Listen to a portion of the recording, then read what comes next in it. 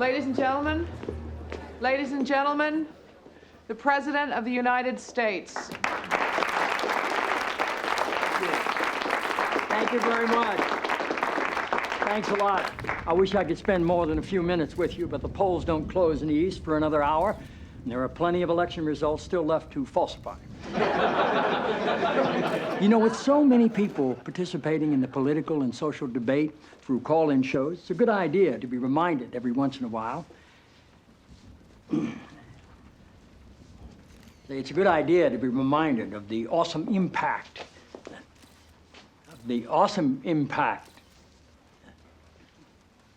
I'm sorry, you're Dr. Jenna Jacobs, right? Yes, sir.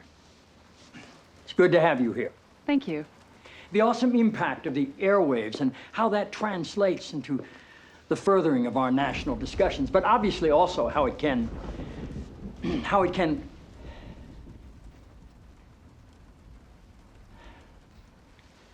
Forgive me, Dr. Jacobs.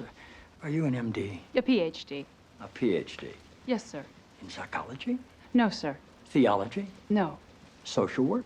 I have a PhD in English literature.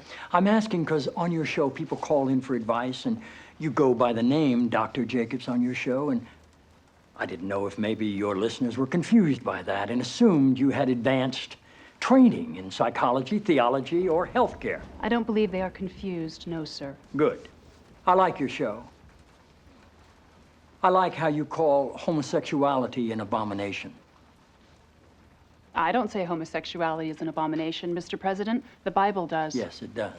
Leviticus 18:22. chapter and verse. I wanted to ask you a couple of questions while I had you here. I'm interested in selling my youngest daughter into slavery as sanctioned in Exodus 21:7. She's a Georgetown sophomore, speaks fluent Italian, always cleared the table when it was her turn. What would a good price for her be? While thinking about that, can I ask another? My chief of staff, Leo McGarry, insists on working on the Sabbath. Exodus 35:2 clearly says he should be put to death. Am I morally obligated to kill him myself, or is it okay to call the police?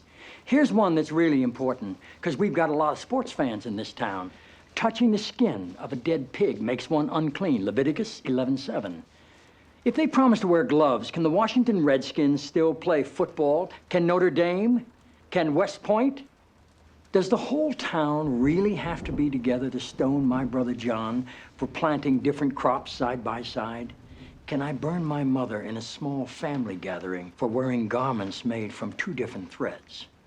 Think about those questions, would you? One last thing. While you may be mistaking this for your monthly meeting of the ignorant tight-ass club, in this building when the president stands, nobody sits.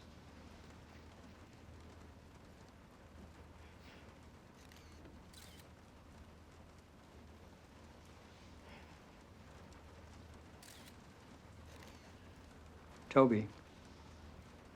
Yes, Mr. President. That's how I beat him.